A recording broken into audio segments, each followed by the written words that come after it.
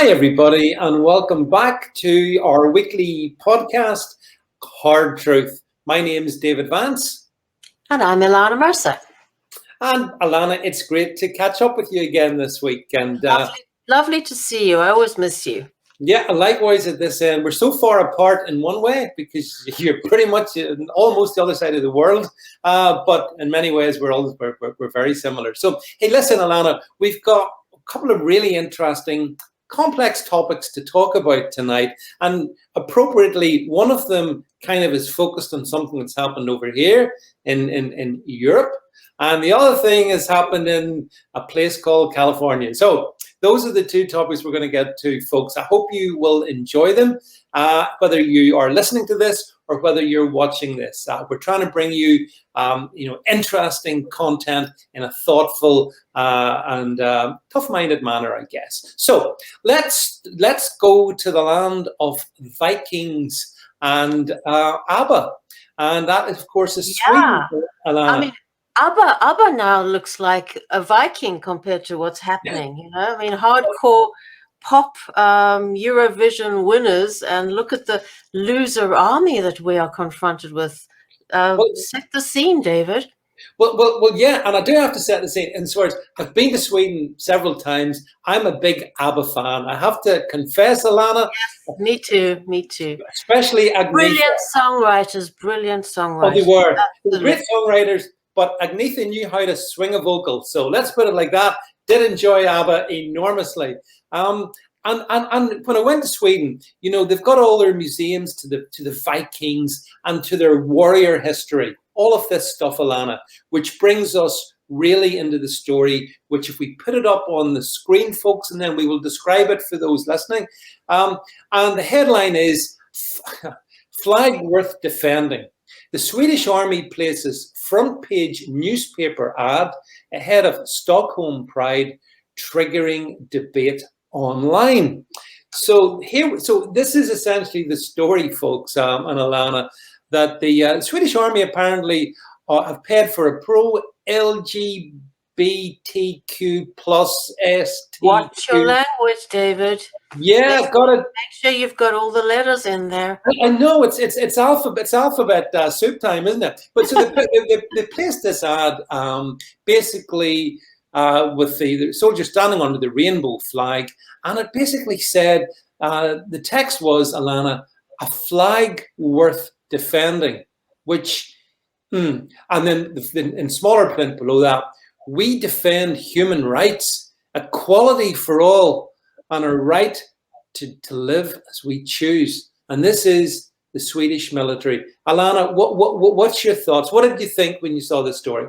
You know, sometimes we bring up these topics so we can have a little bit of fun with this, but it always turns out to be really complicated, David, because life, liberty, property, borders, that is what a military is supposed to, that's the mandate of the military.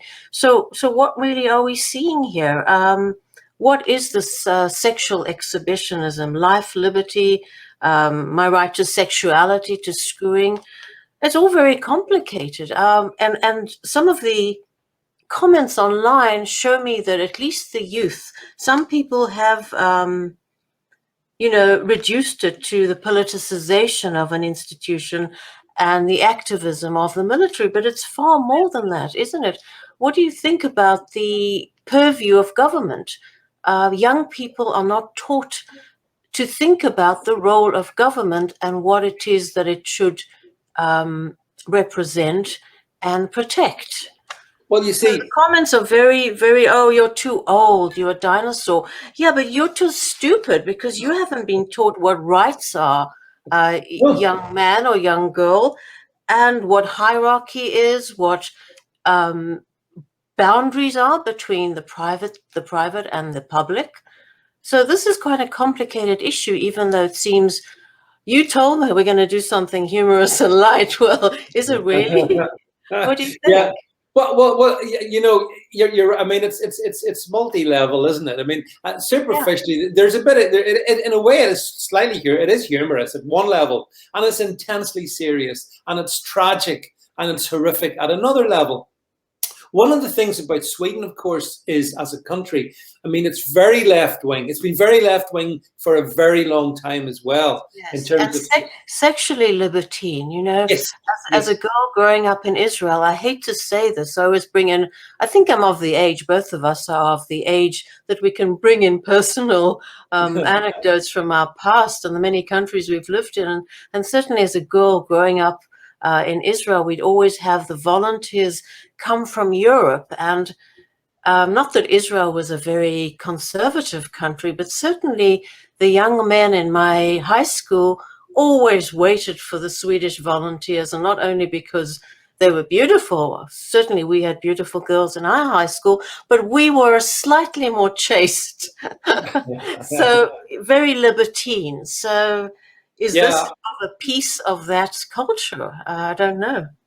Yeah, well, the thing that gets me about Sweden, and this in particular, is, you know, when I visited Sweden, and when you go to their museums, and when you see the warrior history, because they were a warrior nation, yes, up until really, you know, this last 100 years or so. And of course, we all know about the Vikings. We know about the conquering and the pillaging and all of that went on. And so that was their heritage. And yet, Alana, you mentioned borders. Sweden essentially were very keen to open their borders to essentially a tsunami of immigration from Northern Africa, which happened in 2015. Yes, yes. And Sweden took them all in. So there's no defensive borders going on. So maybe we shouldn't be that surprised, Alana, that therefore they don't even understand the purpose of a military. No, and I think they live in a quite a rough neighborhood. If you think of, I don't believe Iran is that much of a threat, but certainly there are other, neighboring countries that they might want to be a little bit more serious about men in pigtails with rainbow shoelaces defending them. So there is the practicality of the military, isn't it? And certainly you mentioned the borders. Now they have, I always say I go to The Economist, the British newspaper that covers unvarnished. It covers the crime in Swedish. It's now the Sweden has a terrible crime and gang shooting and murder thing, whereby they were almost pacifist, ridiculously placid and peaceful society. So that has changed completely. Of course, The Economist gives you the facts magnificently, and then, of course, tells you that it has nothing to do with immigration. But that's where they're wrong, because I remember being in the Swedish city of Malmo, and Malmo, Alana, has got atrocious levels of crime, and Malmo also has the highest level of immigration. So I'm afraid, Malmo's not the sort of place you would venture out at night if you were indigenous Swedish, I suspect. And quite a few mosques. And quite a few mosques, yeah. Yes. And so it looks to me like Sweden hasn't been prepared, and the political class and the establishment isn't prepared to defend its borders. In fact, it has invited in people who don't seem to have any, synchronicity with Sweden, which I find really strange. So, isn't it inevitable, therefore, that what you do is you get a military rallying behind not the Swedish flag, but the rainbow flag? I don't know where to start. I mean, but what is the role of the military? The military, I would say, I think, and we've been over this in another one of our quite fiery YouTubes about loss of steroids in the military. Certainly the American military, and Sweden is on par. At least we do have a fighting force, I think, that is still quite capable. But what kind of fighting force is this? And for me, David, I would look at the individual. I would not ban people based on their sexual orientation, although you would have to, because biology dictates that. I mean, but what were the tribe, the Amazonian women? They were as good as men, as tall and as strong. So if you get gay ladies who do not introduce sexual tension into the military, which is the end. It just turns the military into a welfariate and a whorehouse, which is what's happening stateside. But if you get ladies who can really fight and do what the strongest of men do, then fine. But as to the sexuality issue, when did our institutions become a place where you display everything that is private? Whether it's het or homo, I'm for everybody go back in the closet.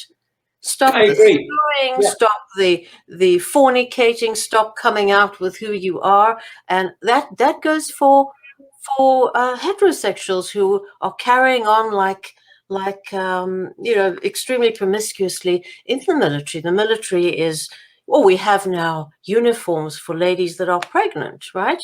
So everybody go back into the closet and start defining public institutions in terms on the continuum of, not on a continuum, actually, it's an either or.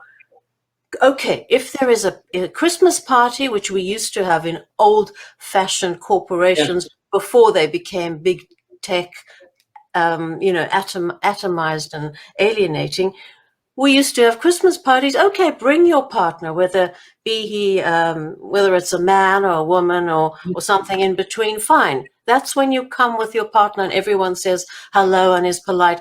Otherwise, your bloody sexuality, stick it in the closet. Totally agree. And that is the problem, Alana, that we have. The private matters have been driven relentlessly into the public sphere, and then the public sphere is all about then settling over them and then sort of propagating them. Like you, I couldn't care, certainly from a military point of view, I'm not remotely interested in someone's sexuality. I want to know if we go into battle, can they do the military things that are required? That's all I care about. But that's becoming a kind of, that's typified as an extremist view. But surely it's a centrist view. It's reactionary. They would say we are reactionaries, and I would embrace that. I am a reactionary, but I think it is decent. It is libertarian in the sense that I have nothing to say about your sexuality. It belongs not in the boardroom, but in the bedroom, whether you are, heterosexual or homosexual, or you, David, are an expert on all the other genders. 78 other ones. We haven't enough time. One of the other ones, I was trying to figure out how a male can, for our next segment, how a male can menstruate, but you'll apprise me of that. but everything back in the closet. We have a decent society where you respect everybody's choices. That's why I guess I would differ from conservatives who begin to who say these people are diseased, blah. If I don't have to fund this, if this is not pushed on school children, if you are a school child struggling with sexuality, there's nothing wrong with struggle. It made the best of people. Don't convert school kids. Let them figure it out with their parents in the privacy of their homes, with their medical practitioners, and they will figure it out. But leave the pedagogues, the poisonous pedagogues, the progressives in the military, in the schools, in government, leave them out of this. Desexualize our institutions, return to the culture of privacy. And that's the most noble and best way to do things, I think. No, I entirely agree. But unfortunately, rather than desexualizing things, they're uber-sexualizing things. Exactly. It's actually going the other way. And it's, as you said, Alana, and this is why it's a serious subject, it's right across the institutions, isn't it? I mean, we've just selected the Swedish military, but there's, which institution has escaped this? And we're going to come on to talk about academia in California in a minute or two. But I would suggest that this is being pushed everywhere, like a toxin going across the establishment. And I object to that, because if I have to pay for it, that bothers me enormously. Why should my taxes go to support these things? I don't agree with them. If other people... David, when the kids, I see some of the online comments, one of the comments on the Swedish websites with something. Do you realize that younger generations see you as dinosaurs? Nobody listens to you anymore. Wrote some hip generation, millennial or Z, Generation Z, or whatever they call themselves when they are sub-intelligent and young. Well, fine, but nobody, and that includes school, has taught you young people to think about government. What is the role of government?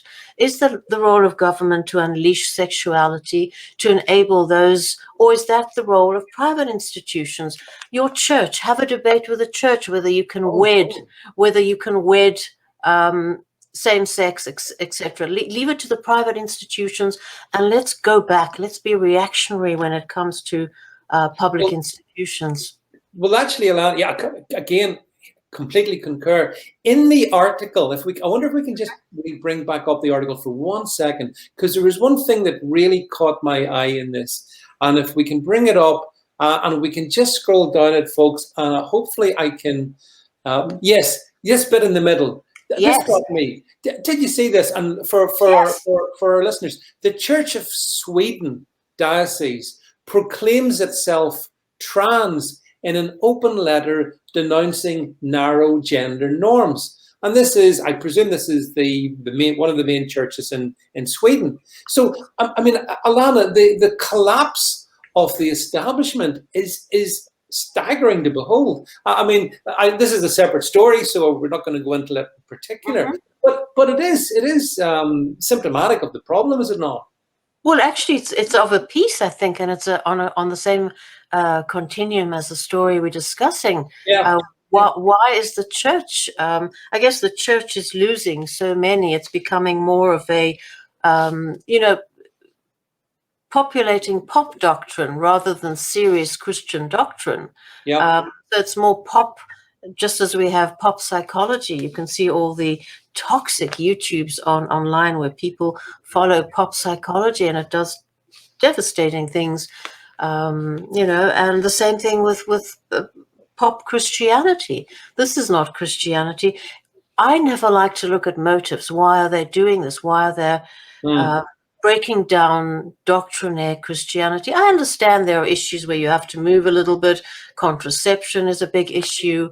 So on and so forth, especially in places where you can't afford to feed your children. That's a legitimate debate. But sexuality, okay, we love everybody. Come and we will, bless you and include you in the community of the worshippers. But why this political statement? Why on earth?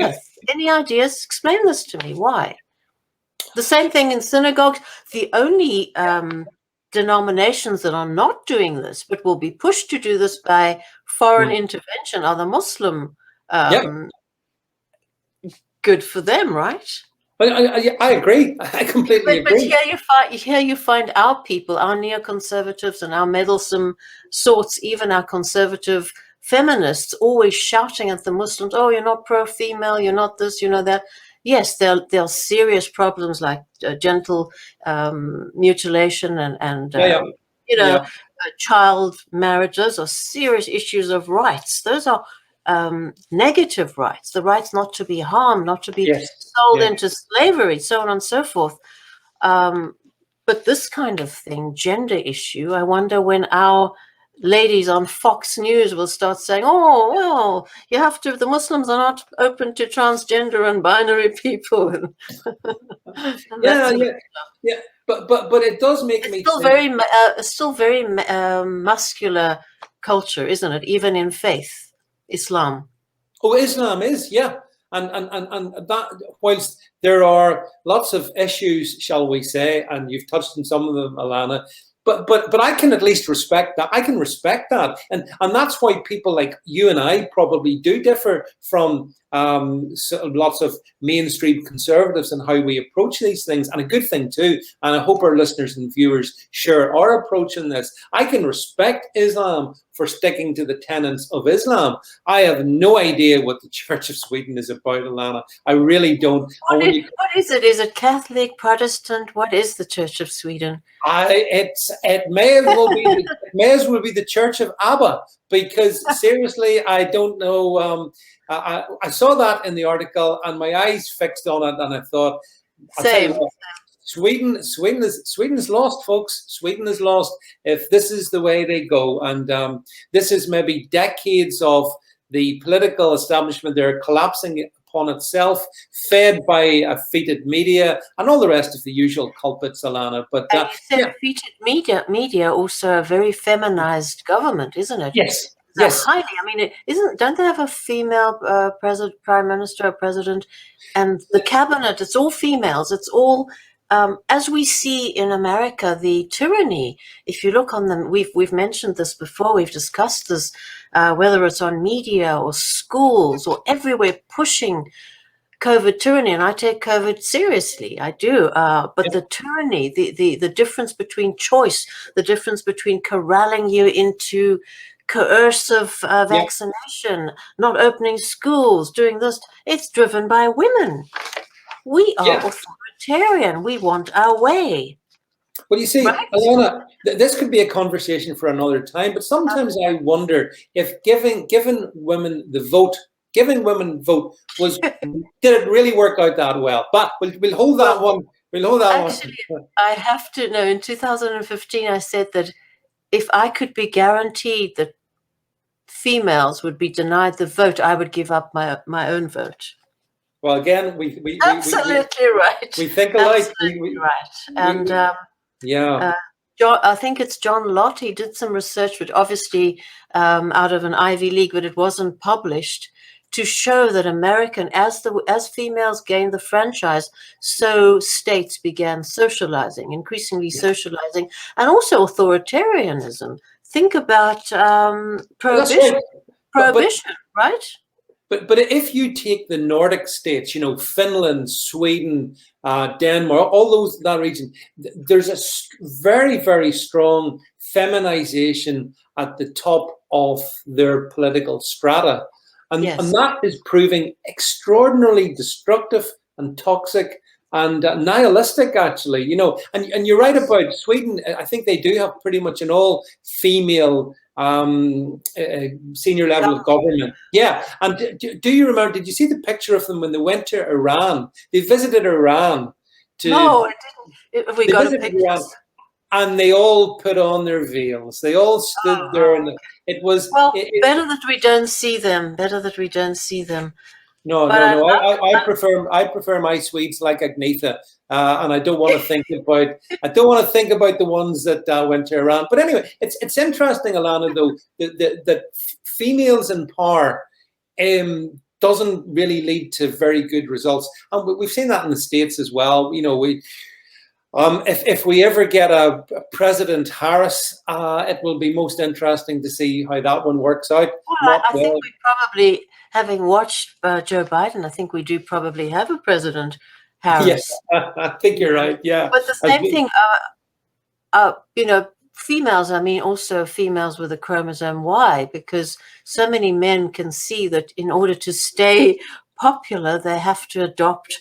They have to defer to the ladies who are wearing the pants. And look at Seattle; it's run by females, and it's absolutely run into the ground now. It's a beautiful city. We can no longer.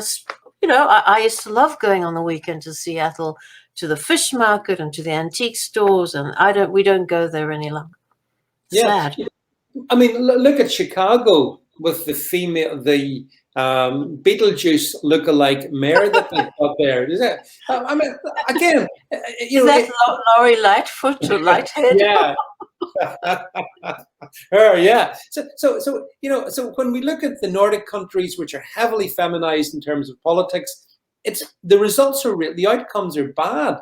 And here's the bit I don't understand, and maybe you can enlighten me in this. Why do you think that the men in these countries sit back and go along with it? Because I couldn't. I think that if not for the state, and here my libertarianism has to kick in, the state has incrementally made it impossible for men, and the corporate state as well, the deep tech, which is just as powerful, if gaining up on the state. But I think once, if you just do a market society, you would have males naturally rising. It would be a patriarchal society, because if you noticed the unemployment figures after COVID, the status society complained women were laid off. Women are bearing the burden of this. But that's because men were probably, despite the absolute disenfranchisement and abuse of men in our society, men were still occupied in those professions that were sustained throughout the epidemic, especially high tech is mostly male, so on and so forth. So Alana, would you say then that statism is essentially the thing that is the kind of the cancer, the toxic center of what's causing these problems that we're seeing, in Sweden, but beyond that, across the world? Yes, because you're empowering, and there's a natural order, and the natural order usually sees a patriarchal society where men are leaders. But when you use the state to disenfranchise people that, look, I'm a female and I regard myself on par with a male, but not everybody. I think, not to be arrogant, but certain females, I don't think I'm the average. No, you're certainly not. Okay, can I say that? All right. You can. You most definitely can. At my age, some self-esteem is earned. Anyhow, so I think in a non-stated, in a private property-based society, you would see the natural order prevail, the natural aristocracy, the best and the brightest. Males would be, the society would be patriarchal, as we've always seen. Of course, we always want a genteel and polite and individual-based society where the best come to the top, be they male or female. But when you say, why are males going along with it? Because there are sediments of laws and statism that ensures that if males say, well, wait a second, Laurie Lightfoot is an imbecile, that they will never speak again in polite society, thanks to laws. And of course, I think that this is a subject for another segment. I think WASP males are particularly meek. I don't think that Muslim males or Jewish or Israeli males are so eager to cede power. But I think the genteel WASP male is very meek and quiet, and has been quite complicit in this whole empowering the weakest, the least able. So this is why you're seeing societies that are crumbling like black holes upon themselves, upon the weight of this feminization of the society, enabled by statism. Yeah, I mean, how do you see it? I mean, does that make sense? It completely makes sense to me. Completely makes sense. And if I can just, for me, when there's nothing wrong with a patriarchal society. I think there's lots to be feared from a matriarchal society, in particular one like the ones we've been talking about, where, but it's totally loaded against the men. But then I blame the men. Men should be much more assertive. Nobody wants these weak men that you've talked about there, that they are participating in their own destruction. And in a way, that doesn't bother me. I couldn't care less about them, but they're destroying our society in the process. Exactly. They are males. I call them males, females with a Y chromosome. They are, females by any other name, except they do have the Y chromosome. It is a disgrace, absolutely a disgrace. And you see that on the border, on the topics of the border, they won't say anything. On the topics of females that are just performing so poorly and leading the country into such a liberal, the COVID is really run by females. You see it we've discussed this many times. It is female anchors, riling, pitchfork sort of frenzy against the unvaccinated. And whatever you think about the fact, this is not the mindset, the mentality of males. I find that after having female doctors, I've always gone back to male doctors. They are capable of transcending themselves. They're not so preoccupied with themselves. They're not so solipsistic. They're far more rational. So myself as a female with, a manly mind, some readers have often said to me, well, we thought you were a man. I guess it's not the way I look, hopefully, but the way I write. I appreciate the manly mind. And I think that when you disenfranchise men, as you've pointed out, society collapses, absolutely collapses. That's what we're seeing. Yeah. Well, but David, we can have rainbow-colored shoelaces on army boots. Okay, well, my only response to that, bearing in mind this was about Sweden, we started talking. All I can say, Alana, is Mamma Mia to that.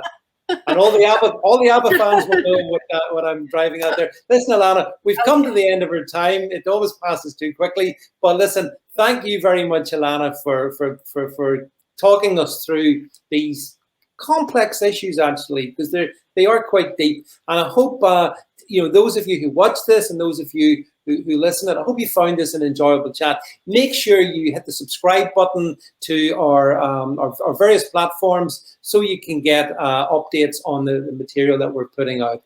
And apart from that, I will thank you again, Alana. Thanks everyone for being part of this. Thank you for being my partner on this journey, David. Totally my pleasure. Thanks, Alana. That's it from us, folks. Good night, everyone. Catch you up soon. Bye-bye.